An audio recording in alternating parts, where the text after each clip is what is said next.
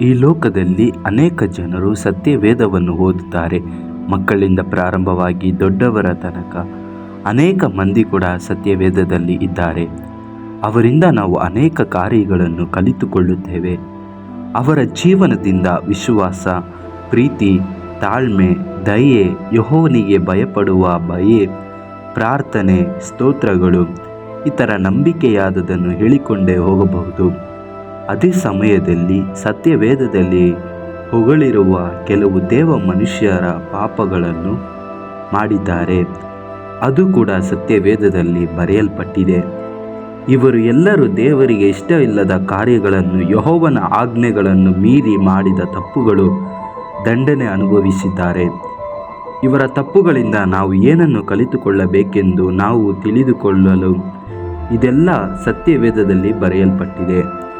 ಒಬ್ಬ ಜಯ ಹೊಂದಿರುವ ಮನುಷ್ಯನಿಂದ ನಮಗೆ ಪಾಠ ಕಲಿಸುತ್ತದೆ ಹಾಗೂ ನಂಬಿಕೆ ಕೊಡುತ್ತದೆ. ಆದರೆ ಒಬ್ಬ ಸೋತು ಹೋಗಿರುವ ಮನುಷ್ಯನಲ್ಲಿ ಕಲಿತುಕೊಳ್ಳುವುದು ಏನೆಂದರೆ, ಇನ್ನೂ ನಾವು ಸರಿಯಾಗಿ ಜೀವಿಸಲು ಪಾಠವನ್ನು ಕಲಿಸುತ್ತದೆ. ತಪ್ಪು ಮಾಡುವುದು ಮನುಷ್ಯನ ಸ್ವಭಾವ. ಮನುಷ್ಯನು ಖಂಡಿತವಾಗಿ ತಪ್ಪು ಮಾಡಿರ್ತಾನೆ. ಆದರೆ ಮಾಡಿರುವ ತಪ್ಪುಗಳನ್ನು ಯೆಹೋವನ ಮುಂದೆ ಪ್ರಾರ್ಥಿಸಿ ಕ್ಷಮೆ ಕೇಳಿ ಬಿಟ್ಟು ಬಿಡುವವನು ಧನ್ಯನು. ಈ ಭಾಗದಲ್ಲಿ ಸತ್ಯವೇದದಲ್ಲಿ ಗೌರವಿಸಲ್ಪಟ್ಟಿರುವ ವ್ಯಕ್ತಿಗಳನ್ನು, ಜನಪ್ರಿಯವಾದ ದೇವರ ಜನರು ಮಾಡಿದ ತಪ್ಪುಗಳನ್ನು, ಪಾಪಗಳನ್ನು ನೋಡೋಣ ಬನ್ನಿರಿ. ನಮ್ಮ ಯೂಟ್ಯೂಬ್ ಚಾನಲನ್ನು ಮೊದಲ ಬಾರಿ ನೋಡುತ್ತಿದ್ದೀರಾ ಅಂದರೆ ನಮ್ಮ ವಿಡಿಯೋಗಳು ನಿಮಗೆ ಬರಲು ನಮ್ಮ ಚಾನಲನ್ನು ಸಬ್ಸ್ಕ್ರೈಬ್ ಮಾಡಿಕೊಳ್ಳಿರಿ. ಮೊದಲನೇದಾಗಿ ನೋಹನು ದ್ರಾಕ್ಷಾರಸವನ್ನು ಕುಡಿದು ಅಮಲೇರಿ ಗೂಡಾರದಲ್ಲಿ ಬೆತ್ತಲೆಯಾಗಿ ಬಿದ್ದಿದ್ದನು ಎಂದು ಆದಿಕಾಂಡ 9ನೇ ಅಧಿಕಾರ 21ರಲ್ಲಿ ನಾವು ನೋಡಬಹುದು. ಎರಡನೇದಾಗಿ ಅಬ್ರಹಾಮನು ಐಗುಪ್ತ ದೇಶದಲ್ಲಿ ಇಟ್ಟು ಗೆರಾರಿನಲ್ಲಿ ಇಟ್ಟು ಕೂಡ ತನ್ನ ಹೆಂಡತಿಯಾದ ಸಾರಳನ್ನು ತಂಗಿ ಎಂದು ಹೇಳಿದನು. ಇದನ್ನು ಆದಿಕಾಂಡ 12ನೇ ಅಧಿಕಾರ 10-20ರಲ್ಲಿ, ಆದಿಕಾಂಡ 21:14ನಲ್ಲಿ ನಾವು ನೋಡಬಹುದು. ಮೂರನೇದಾಗಿ ಯೆಹೋವನು ಮೋಶೆಗೆ ಜನರು ಕುಡಿಯಲು ನೀರನ್ನು ಕಡಿದಾದ ಬಂಡೆಯ ಮೇಲೆ ಮುಂದೆ ನೀರು ಕೊಡಬೇಕೆಂದು ಆಜ್ಞಾಪಿಸಿ ಅಂದನು. ಆದರೆ ಮೋಶೆ ತನ್ನ ಕೈಯಲ್ಲಿರುವ ಕೋಲಿನಿಂದ ಆ ಬಂಡೆಯನ್ನು 2 ಸಾರಿ ಹೊಡೆದನು. ಇದನ್ನು ನಾವು ಅರಣ್ಯಕಾಂಡ 20:8-11 ನಾವು ನೋಡಬಹುದು. ನಾಲ್ಕನೇದಾಗಿ ಯೆಹೋಶುವ ಯೆಹೋವನ ಆಜ್ಞೆಯನ್ನು ಕೇಳದೆ, ಯೆಹೋವನಲ್ಲಿ ಪ್ರಾರ್ಥಿಸದೆ ತನ್ನ ಶತ್ರುಗಳಾದ ಗಿಬಿಯೋನರ ಬಳಿ ಯೆಹೋಶುವ ಒಡಂಬಡಿಕೆ ಮಾಡಿಕೊಂಡದನ್ನು ಯೆಹೋಶುವ 9ನೇ ಅಧಿಕಾರ 14-15ರಲ್ಲಿ, ಧರ್ಮೋಪದೇಶ ಕಾಂಡ 7:1-6, ಅರಣ್ಯಕಾಂಡ 33:55, ವಿಮೋಚನ ಕಾಂಡ 34:15-16ರಲ್ಲಿ ನೋಡಬಹುದು. ಐದನೇದಾಗಿ ಯೋಬನು, ನನಗೆ ಭಯವು ಹುಟ್ಟಿದೊಡನೆಯೇ ಆಪತ್ತು ಸಂಭವಿಸುವುದೋ ಎಂದು ಅಪನಂಬಿಕೆಯಾಗಿ ಹೇಳುವುದನ್ನು ನಾವು ಯೋಬನು 3:25ರಲ್ಲಿ ನೋಡಬಹುದು. ಆರನೇದಾಗಿ ಸಂಸೋನನು ಫಿಲಿಷ್ಟಿಯರ ಹೆಣ್ಣುಗಳಲ್ಲಿ ಮದುವೆ ಮಾಡಿಕೊಂಡನು. ತಿಮ್ನಾ ಊರಾಗಿರುವ ದ್ರಾಕ್ಷ ತೋಟಕ್ಕೆ ಹೋಗಿ ತಿರುಗಿ ಬರುವಾಗ ಅದರ ಸತ್ತ ಸಿಂಹದ ಒಡಲಲ್ಲಿ ಜೇನನ್ನು ಕಂಡು ಆ ಜೇನನ್ನು ಕೈಯಲ್ಲಿ ತೆಗೆದುಕೊಂಡು ತಿನ್ನುತ್ತಾ ಹೋದನು. ಗಾಜಾ ಊರಿಗೆ ಹೋಗಿ ಅಲ್ಲಿರುವ ವೇಶ್ಯೆಯನ್ನು ಕಂಡು ಅವಳ ಜೊತೆ ಹೋಗಿ ಸೇರಿದನು. ಅದ ನಂತರ ಅವನು ಆಗಾಗ ಸುಳ್ಳು ಹೇಳುವುದನ್ನು ನಾವು ನ್ಯಾಯಸ್ಥಾಪಕರು 14 ಮತ್ತು 15ರಲ್ಲಿ ನೋಡಬಹುದು. ಏಳನೇದಾಗಿ ಸಾಮುವೇಲನು ಚೆಲುವಿಕೆಯನ್ನು ನೀಳವನ್ನು ನೋಡಿ ಇಷಯನ ಮಕ್ಕಳಲ್ಲಿ ಒಬ್ಬನನ್ನು ಅಭಿಷೇಕಿಸಲು ಬಂದಿರುವುದನ್ನು 1 ಸಾಮುವೇಲ್ 16ನೇ ಅಧಿಕಾರ 6-7ರಲ್ಲಿ ನೋಡಬಹುದು. ಎಂಟನೇದಾಗಿ ಆರೋನ್ ಸೀನಾಯಿ ಬೆಟ್ಟದಲ್ಲಿ ಚಿನ್ನದಿಂದ ಬಸವನ ಆಕಾರವನ್ನು ಉಳಿಯಿಂದ ರೂಪಿಸಿ, ಆರೋನನು ಅದನ್ನು ನೋಡಿ ಬಸವನಿಗೆ ಎದುರಾಗಿ ಯಜ್ಞವೇದಿಯನ್ನು ಕಟ್ಟಿಸಿ, ನಾಳೆ ಯೆಹೋವನಿಗೆ ಉತ್ಸವವಾಗಬೇಕೆಂದು ಪ್ರಕಟಿಸಿದ್ದನು. ಜನರು ಬೆಳಿಗ್ಗೆ ಎದ್ದು ಸರ್ವಾಂಗ ಹೋಮಗಳನ್ನು ಸಮಾಧಾನ ಯಜ್ಞಗಳನ್ನು ಸಮರ್ಪಿಸಿದರು. ಜನರು ಉಣ್ಣುವುದಕ್ಕೂ ಕುಡಿಯುವುದಕ್ಕೂ ಕೂತುಕೊಂಡರು, ಆಮೇಲೆ ಎದ್ದು ಕುಣಿದಾಡಿದರು ಎಂದು ವಿಮೋಚನಕಾಂಡ 32ನೇ ಅಧಿಕಾರ 1-6, 25-26ರಲ್ಲಿ ನೋಡಬಹುದು. 9ನೇದಾಗಿ ಅರಸನಾದ ಸೌಲನು ಮಾರುವೇಷ ಮುಖದಲ್ಲಿ ವಸ್ತ್ರವನ್ನು ಧರಿಸಿಕೊಂಡು ಆ ಯಕ್ಷಿಣಿ ಸ್ತ್ರೀಯನ್ನು ಬಳಿ ಹೋಗಿದನು.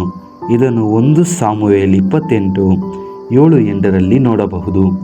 ಸೌಲನು ಸಂಧಿಸಿದ ಆ ಯಕ್ಷಿಣಿ ಸ್ತ್ರೀಯ ಬಳಿ ಬಂದಿರುವುದು ಸಾಮುವೇಲ ಇಲ್ಲ ಸೈತಾನನ ಎಂದು ನೆಕ್ಸ್ಟ್ ವಿಡಿಯೋ ನಿಮಗೆ ಬರುತ್ತದೆ. 10ನೇದಾಗಿ ದಾವೀದ ರಾಜನು ಊರಿಯನ ಹೆಂಡತಿಯಾದ ಬತ್ಷೆಬೆಯಳನ್ನು ಅವಳ ಮೇಲೆ ಮೋಹಗೊಂಡು ಅವಳ ಪಾಪ ಮಾಡಿ ತನಗೆ ಜೊತೆಯಲ್ಲಿದ್ದ ವಿಶ್ವಾಸನಾಗಿ ಸೈನ್ಯನಾದ ಊರಿಯನನ್ನು ಕೊಂದು ಅವನ ಹೆಂಡತಿಯನ್ನು ತೆಗೆದುಕೊಂಡದನ್ನು 1 ಅರಸುಗಳು 15:5ರಲ್ಲಿ, 2 ಸಾಮುವೇಲ 11:3ರಲ್ಲಿ, ಈ 12ನೇ ವಾಕ್ಯದಲ್ಲಿ ನೋಡಬಹುದು. 11ನೇದಾಗಿ ಸಾಲೊಮೋನ್ ರಾಜನು ಅನ್ಯ ಸ್ತ್ರೀಗಳಲ್ಲಿ ಮದುವೆ ಮಾಡಿಕೊಂಡದರಿಂದ ಅವನು ವೃದ್ಧನಾದ ಇವರು ಅವನ ಹೃದಯವನ್ನು ಅನ್ಯ ದೇವತೆಗಳ ಕಡೆಗೆ ತಿರುಗಿಸಿದನು.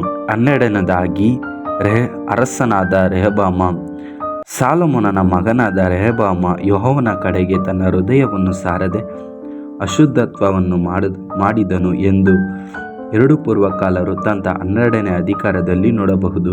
13ನೇದಾಗಿ ಅರಸನಾದ ಆಸ.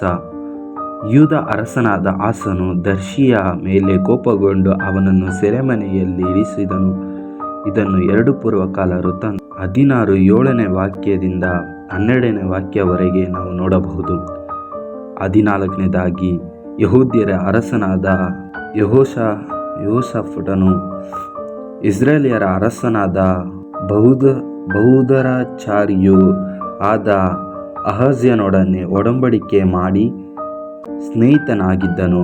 ಆದ್ದರಿಂದ ಅವರ ಅಡುಗೆಗಳೆಲ್ಲ ಒಡೆದು ಹೋಯಿತು ಎಂದು 2 ಪೂರ್ವಕಾಲ ವೃತ್ತಾಂತ 20ನೇ ಅಧಿಕಾರ 35-37ರವರೆಗೆ ನಾವು ನೋಡಬಹುದು.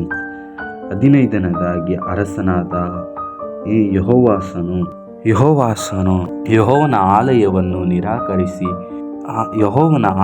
ನಿರಾಕರಿಸಿ ಆಶೇವ ಸ್ತಂಭಗಳನ್ನು ವಿಗ್ರಹಗಳನ್ನು ಪೂಜಿಸುವವರಾದರು. ಇದನ್ನು ಪ್ರವಾದಿಗಳ ಮುಖಾಂತರ ಎಚ್ಚರಿಸಿದರು. ಯೆಹೋವಾಷನು ಕಿವಿಗೊಡಲಿಲ್ಲ. ಆಗ ಕೊನೆಯದಾಗಿ ಎಚ್ಚರಿಸಿದ ಪ್ರವಾದಿಯಾದ ಜಕರೀಯನು ಈ ಅರಸನಾದ ಯೆಹೋವಾಷನ ಅಪ್ಪಣೆಯಂತೆಯೇ ಯೆಹೋವನ ಆಲಯದಲ್ಲಿ ಕಲ್ಲೆಸೆದು ಕೊಂದರು. ಇದನ್ನು 2 ಪೂರ್ವಕಾಲ ವೃತ್ತಾಂತ 2ನೇ ಅಧಿಕಾರ 4ನೇ ವಾಕ್ಯ ಹಾಗೂ 17-25ರಲ್ಲಿ ನಾವು ನೋಡಬಹುದು. 16ನೇದಾಗಿ ಅರಸನಾದ ಅಮಚ್ಯನು ಯೆಹೋವನ ಚಿತ್ತಾನುಸಾರವಾಗಿ ನಡೆದನು, ಆದರೆ ಯಥಾರ್ಥ ಚಿತ್ತನಾಗಿರಲಿಲ್ಲ. ಸೇರಿನ ದೇವತಾ ಪ್ರತಿಮೆಗಳನ್ನು ತನ್ನ ದೇವರುಗಳೆಂದು ನಿಲ್ಲಿಸಿ ಅವುಗಳಿಗೆ ಅಡ್ಡಬಿದ್ದು ಧೂಪ ಹಾಕುತ್ತಿದ್ದನು ಎಂದು 2 ಪೂರ್ವಕಾಲ ವೃತ್ತಾಂತ 25ನೇ ಅಧಿಕಾರ 14-27ರಲ್ಲಿ ನೋಡಬಹುದು. 17ನೇದಾಗಿ ಅರಸನಾದ ಉಜ್ಜಿಯನು 52 ವರ್ಷ ಆಳಿದನು. ಅವನು ಬಲಿಷ್ಠನಾದ ಮೇಲೆ ಗರ್ವಿಷ್ಠನಾಗಿ ಭ್ರಷ್ಟನಾದನು. ತನ್ನ ದೇವರಾದ ಯೆಹೋವನಿಗೆ ದ್ರೋಹಿಯಾದನು. ಧೈರ್ಯಶಾಲಿಗಳಾದ 80 ಮಂದಿ ಅವನ ಎದುರು ನಿಂತಿದ್ದರೂ ಕೂಡ ಅದನ್ನು ಮೀರಿ ಯೆಹೋವನ ಆಲಯದ ಧೂಪವೇದಿಯ ಬಳಿಯಲ್ಲಿ ನಿಂತು ಯಾಜಕರೊಡನೆ ಸಿಟ್ಟಿನಿಂದ ಮಾತಾಡುತ್ತಿರುವಾಗ ಯಾಜಕರ ಸಮಕ್ಷದಲ್ಲೇ ಅವನ ಹಣೆಯಲ್ಲಿ ಕುಷ್ಠ ಹುಟ್ಟಿತು ಎಂದು 2 ಪೂರ್ವಕಾಲ ವೃತ್ತಾಂತ 25ನೇ ಅಧಿಕಾರ 2:16-23ರವರೆಗೆ ನಾವು ನೋಡಬಹುದು. 18ನೇದಾಗಿ ಅರಸನಾದ ಯೋತಾಮನು.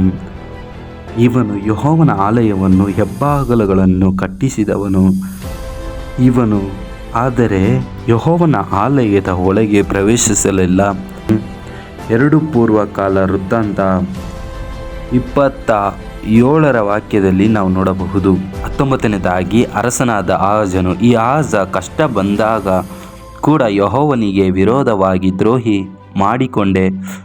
ದ್ರೋಹ ಮಾಡಿಕೊಂಡೇ ಇದ್ದನು. ಅವನು ತನ್ನ ಅಪಜಯಕ್ಕೆ ಕಾರಣವಾಗಿದ್ದ ದಮಸ್ಕದ ದೇವತೆಗಳಿಗೆ ಯಜ್ಞ ಸಮರ್ಪಿಸುವೆನು. ಆ ದೇವತೆಗಳಿಗೆ ದೆಸೆಯಿಂದ ಅವನಿಗೂ ಎಲ್ಲ ಇಸ್ರಾಯೇಲ್ಯರಿಗೂ ಕೇಡು ಉಂಟಾಯಿತು. ಇದಲ್ಲದೆ ಆಹಾಜನು ದೇವಾಲಯವಾದ ಸಾಮಾನುಗಳನ್ನು ಕೂಡಿಸಿ ಅವುಗಳನ್ನು ಕತ್ತರಿಸಿ ಬಿಟ್ಟದ್ದನ್ನು 2 ಪೂರ್ವಕಾಲ ವೃತ್ತಾಂತ 28 1-2 ಹಾಗೂ 22-25 ನಾವು ನೋಡಬಹುದು. 20ನೇದಾಗಿ ಅರಸನಾದ ಹಿಜ್ಕೀಯನು ಯೆಹೋವನಿಂದ ಮಾಡಲ್ಪಟ್ಟಿರುವ ಉಪಕಾರಕ್ಕೆ ತಕ್ಕಂತೆ ನಡೆಯದೆ, ಅಹಂಕಾರಿಯಾಗಿದ್ದ ಯೆಹೋವನಿಗೆ ಮಾಡಲ್ಪಟ್ಟಿರುವ ಉಪಕಾರಕ್ಕೆ ತಕ್ಕಂತೆ ನಡೆಯದೆ ಅಹಂಕಾರಿಯಾಗಿ ನಡೆದದ್ದನ್ನು 2 ಪೂರ್ವಕಾಲ ವೃತ್ತಾಂತ 32-25 ನೋಡಬಹುದು. 21ನೇದಾಗಿ ಅರಸನಾದ ಮನಾಸೆ ಅರಸನು ಯೆಹೋವನ ಆಲಯದಲ್ಲಿ ಯಜ್ಞವೇದಿಗಳನ್ನು ಕಟ್ಟಿಸಿದನು ಬಗ್ಗೆ 2 ಪೂರ್ವಕಾಲ ವೃತ್ತಾಂತ 33 5-13 ನಾವು ನೋಡಬಹುದು.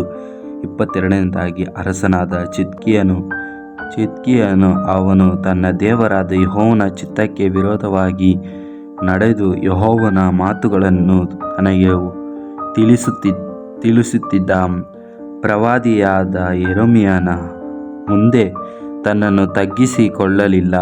ಇಸ್ರಾಯೇಲ್ ದೇವರಾದ ಯೆಹೋವನ ಕಡೆಗೆ ತಿರುಗಿಕೊಳ್ಳದೆ ಹಠ ಹಿಡಿದು ಮನಸ್ಸನ್ನು ಕಠಿಣ ಮಾಡಿಕೊಂಡನು. ಇದನ್ನು 2 ಪೂರ್ವಕಾಲ ವೃತ್ತಾಂತ 36 11-13 16-17 ನಾವು ನೋಡಬಹುದು. 23ನೇದಾಗಿ ಯಾಕೋಬನು ಯೋಹನು ಯೇಸು ಸ್ವಾಮಿಯನ್ನು ಸೇರಿಸಿಕೊಳ್ಳದವರನ್ನು ಆಕಾಶದಿಂದ ಬೆಂಕಿ ಬಿದ್ದು ಇವರನ್ನು ನಾಶ ಮಾಡಲಿ ಎಂದು ಲೂಕ 9ನೇ ಅಧಿಕಾರ 53-56 ನಾವು ನೋಡಬಹುದು. 24ನೇದಾಗಿ ಪೌಲನು ಬರ್ನಬ ನಡುವೆ ಬಹು ಕೋಪಗೊಂಡಿದ್ದರಿಂದ ಅವರು ಒಬ್ಬರು ಬಿಟ್ಟು ಹೋದುದನ್ನು ನಾವು ಅಪೊಸ್ತಲರ ಕೃತ್ಯಗಳು 14ನೇ ಅಧಿಕಾರ 11, 12, 15, 25, 26 ವಾಕ್ಯದಲ್ಲಿ ನಾವು ನೋಡಬಹುದು. 25ನೇದಾಗಿ ಪೇತ್ರನು ಬರ್ನಬ. ಈ ಪೇತ್ರನು ಮತ್ತು ಬರ್ನಬ ಅನ್ಯಜನರ ಸಂಗಡ ಊಟ ಮಾಡಿದ ನಂತರ ವಿಶ್ವಾಸದವರಿಗೆ ಭಯಪಟ್ಟು ಮಾಯೆ ಮಾಡಿದನು ಎಂದು ಗಲಾತ್ಯರ 2:11-14 ನೋಡಬಹುದು.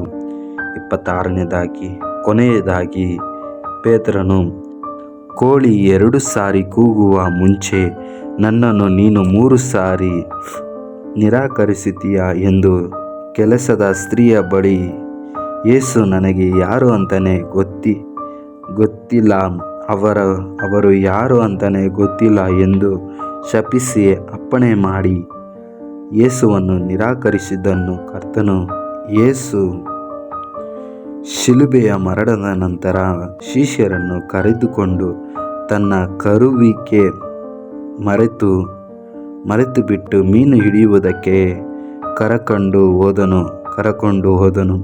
ಇದು ಮತ್ತೆಯು 26, ಮಾರ್ಕೊ 14, ಲೂಕ 22, ಯೋಹಾನ 13 ಮತ್ತು 21ನೇ ಅಧಿಕಾರದಲ್ಲಿ ನೋಡಬಹುದು. ನೋಡಿದಿರಾ, ನಮಗೆ ಇಷ್ಟವಾದ ದೇವಜನರು ಕೂಡ ತಪ್ಪನ್ನು ಮಾಡಿದ್ದಾರೆ. ಆದರೆ ಅವರಲ್ಲಿ ಕೆಲವರು ತನ್ನ ತಪ್ಪುಗಳನ್ನು ತಿಳಿದು ಮತ್ತೆ ಯೆಹೋವನ ಮುಂದೆ ಕ್ಷಮೆ ಕೇಳಿ ಮನಮಾರಿದರು ಮಾತ್ರ ನಾವು ನೋಡಬೇಕು. ಕೆಲವರು ಮನಮಾರಿದರು, ಕೆಲವರು ಮಾರಲಿಲ್ಲ. ನಮ್ಮ ಯೇಸು ಕ್ರಿಸ್ತನ ಬಹಳ ಇಷ್ಟವಾದ ಪೇತ್ರನು ಕೂಡ ಯೇಸುವೇ ನನಗೆ ಯಾರು ಅಂತ ಗೊತ್ತಿಲ್ಲ ಎಂದು ನಿರಾಕರಿಸಿದ ತಪ್ಪು ಮಾಡಿದನು. ಆದರೆ ನೋಡಿ, ಮಾಡಿದ ತಪ್ಪಿಗೆ ಕ್ಷಮೆ ಕೇಳಿ ಮನಮಾರಿ ಆ ಹೊತ್ತಿಗೆ ಕ್ಷಮೆ ಕೇಳಿ ಬಿಟ್ಟರು. ಅದೇ ಸಮಯದಲ್ಲಿ ಯೇಸುವಿನ ಮತ್ತೊಬ್ಬ ಶಿಷ್ಯನು ಯೂದ ಇಸ್ಕರಿಯೋತ ತಾನು ಮಾಡಿರುವ ತಪ್ಪಿಗೆ ಮನ ಮಾರಲಿಲ್ಲ ಹಾಗೂ ಕ್ಷಮೆಯನ್ನು ಕೇಳಲಿಲ್ಲ. ಅದಕ್ಕೆ ಬದಲಾಗಿ ಸೂಸೈಡ್ ಮಾಡಿಕೊಂಡರು. ತನ್ನ ರಕ್ಷಣೆಯನ್ನು ಕಳೆದುಕೊಂಡನು. ಪಾಪಗಳು ತುಂಬಿರುವ ಈ ಲೋಕದಲ್ಲಿ ತಪ್ಪು ಮಾಡುವುದನ್ನು ಹಾಗೂ ಪಾಪ ಮಾಡುವುದು ಸಹಜ. ಆದರೆ ನಮ್ಮ ತಪ್ಪನ್ನು ತಿಳಿದುಕೊಂಡು ನಮ್ಮ ಹೃದಯವನ್ನು ಕಠಿಣ ಮಾಡದೆ ನಮ್ಮ ತಪ್ಪುಗಳನ್ನು ಪಾಪಗಳನ್ನು ಕರ್ತನಾದ ಯೆಹೋವನ ಬಳಿ ಯೇಸು ಕ್ರಿಸ್ತನು ನಮ್ಮನ್ನು ಕ್ಷಮಿಸಿಬಿಡುತ್ತಾರೆ. ಅದೇ ಸಮಯದಲ್ಲಿ ಯೇಸು ನಮ್ಮನ್ನು ಕ್ಷಮಿಸಿಬಿಡುತ್ತಾರೆ ಅಂತ ಗೊತ್ತಿದ್ದು ಮತ್ತೆ ಮತ್ತೆ ಆ ತಪ್ಪನ್ನು ಮಾಡಬಾರದು. ಅವರ ಕೃಪೆಯನ್ನು ದಯೆಯನ್ನು ಉದಾಸೀನತೆ ಮಾಡಬಾರದು. ಹಿಂದೆ ಯೇಸು ಕ್ರಿಸ್ತನ ಬಳಿಗೆ ಬಂದು ಬಿಡಿರಿ. ಕರ್ತನಾದ ಯೇಸು ನಿಮಗಾಗಿ ಕಾಯುತ್ತಾನೆ. ಕರ್ತನಾದ ಯೆಹೋವನು ನಿಮ್ಮನ್ನು ಆಶೀರ್ವದಿಸಲಿ. ಆಮೇನ್.